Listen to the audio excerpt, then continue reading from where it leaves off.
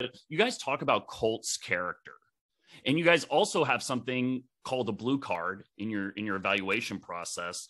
Just kind of share with us how those blend together and the success that you guys have had with those blue card players you brought into your team. Yeah. Well, it's kind of interesting. It's kind of like we talked about attitude again. What is the perspective you take of character? And I do think a lot of organizations look at it more as a risk management process.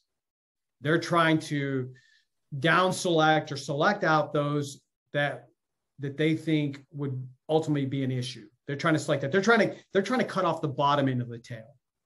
Well, the blue card process is designed to identify the top end of the tail, the best character. And, we have, it's a pretty rigorous process. Obviously if you're the area scout and you've done the work, you can nominate a player as a blue card candidate. But the process that we go about to get there, those are in those final days leading up to the draft. And if that card's going to turn blue, there's a huge discussion from everybody in the room. And we have to be right. That's not one of those where we have to have conviction that this guy is truly what we are looking for, like 100% across the board. There's no downsides to it. They truly are. They check everything, check every block that we're looking for. And historically, those guys have not let us down. Those guys have not let us down, and we have a bunch of them on our team. And it's one of those things where, even coach comes in, like during, late in the draft, and he'll see those cards blue. He has seen, I think has increased the trust level. I think he's always trusted Chris and the coaching or the scouting staff at a high level, but he's seen how impactful those players have been. And when he sees that blue card, he gets excited. And so to us, it is a very collaborative, everything has to align, everything within our model, everything. There can't be anything that's not right there, because when you do that, you're basically stamping and guaranteed. We are we're betting the house on this one. Now that's not, and those guys aren't always in the first round. Some of those guys are way down the board. And a guy that I recommended a blue card for this year was, I think we took Andrew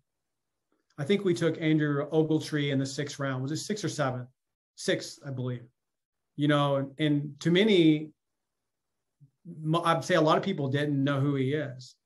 He's a former wide receiver, converted to tight end, who plays at Finley and then goes on to Youngstown State, and not a huge amount of production. But he is genuinely a great person. He is a great human being inside. He's the type of person you want your daughter to marry. If you have a son, he's the type of person you want them to be.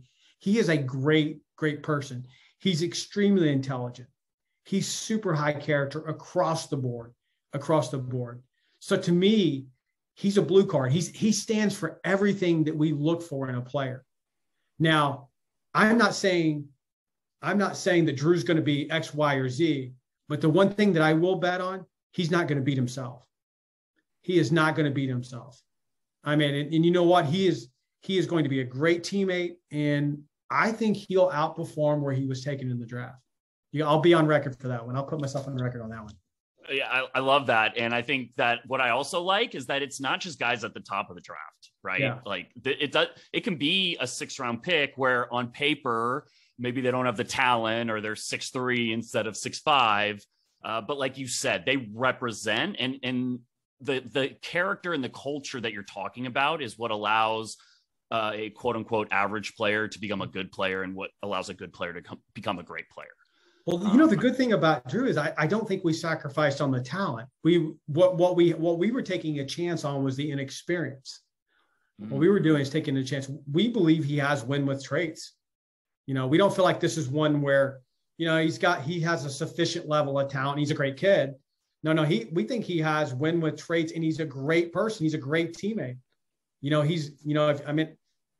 is exactly what we're looking for. So to me, now that doesn't mean it's going to be easy, but I trust the person. And that's one of the things that Chris has been really good. And I think anybody who's hiring in any industry you got to make sure you know the person. You got to get beyond the resume. You got to get beyond the resume. You know, I mean, I read a great book one time called Chasing Stars, and it was basically about the portability of talent performance, where what they looked at was these high performing fund managers, people who worked on Wall Street. You know, they were the best in their category. And so he wanted to see that when they moved to another organization, did that fund performance move with them? And what he found was it generally doesn't. You know, it generally doesn't. So that tells you, you know, there's other factors at play in that. And that's, to me, like, this isn't just about talent. We want to understand the whole picture. We want to get it right. That doesn't mean everybody's high levels, you know, like everybody else is good at scouting too. You know, they know who the great players are. They know who are the great people. They know that. But I think our philosophy might be a little bit different, but I don't want to speak out of turn. Ultimately, Chris is the one that's his vision, that it's heavily informed by, you know, Ed and Coach. And, you know, and I think all of us contribute to it in some way, but, you know, it's a big part of our process. Certainly. And as we kind of wrap up here, you know, your work and Chris Ballard's work are two people that I look up to and have drawn a lot of inspiration from. And you mentioned trust a moment ago, trusting the scouts, and a lot of the articles that I've read. And I know you guys have like an Inside the Colts series.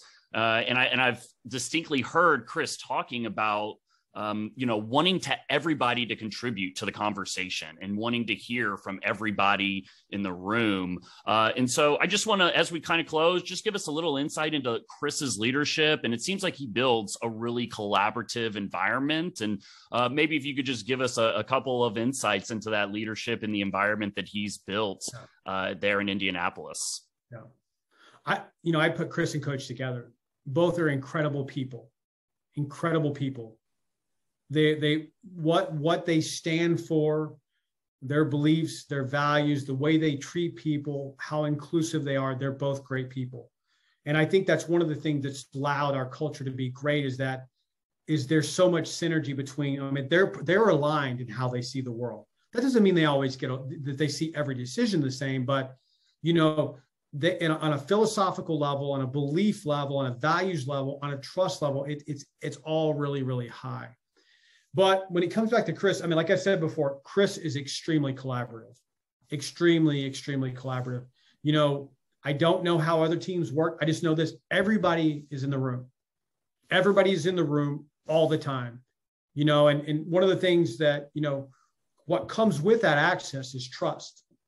And, you know, we've never had anyone to violate that, but, you know, and I don't think anybody will, because they understand what a privilege it is to really to be a part of every aspect of it, you know, and to weigh in and have an opinion.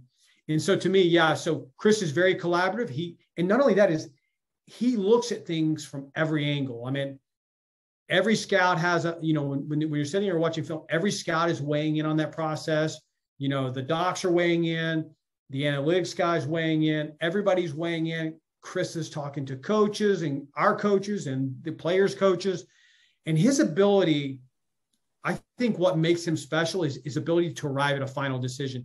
He can take all of this disparate information, all this stuff, and just coalesce it into something and just make really, really good decisions. And I mean, I think a part of that is he's very intelligent. He's very well read. He's constantly looking to grow personally, whether that be talking to general managers and coaches in other sports. So I think it comes from a great foundation of intelligence and values and, you know, and experience, but everybody's got to vote. Everybody's got to vote in that. And he trusts you. He does trust you. And I think that's one of the fundamental things everybody wants, no matter what job you're in, who you're working for. You want to know you're trusted. You want to know you're trusted. And the way you know that here is that you're in the room. Your vote matters. You get a say. Does that mean they're always going to go your way? No, that doesn't mean that. He has to make that ultimate decision. He's the architect of the roster, and we're all contributors. And I think he just does a great job of blending that all together.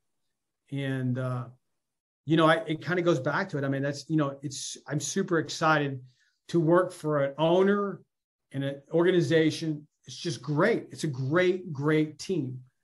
And, and to have great leadership at the top in Chris and Frank. I mean, we've had a lot of ups and downs in our time here. And had we not had that kind of guys at the helm, those could unravel a lesser team with lesser leadership, and that's the one thing kind of moving forward. I know it's like, I just know that I trust them. I trust, people always ask me, what is character at the end of the day? What is the outward expression of character? It is trust. To me, it's trust. That's how you say it. I trust them. And like, I don't think there's anything worse you could say about somebody than to say you don't trust them. So, and trust is one of those things that, when we don't want to go off too far on that, but like, trust is huge. And in this industry where it's all reputational based and it's all about, everybody knows everyone. Everyone knows everyone. Once you're in the league, all the players and everyone knows everyone. And trust is a currency that allows you to kind of move through that process.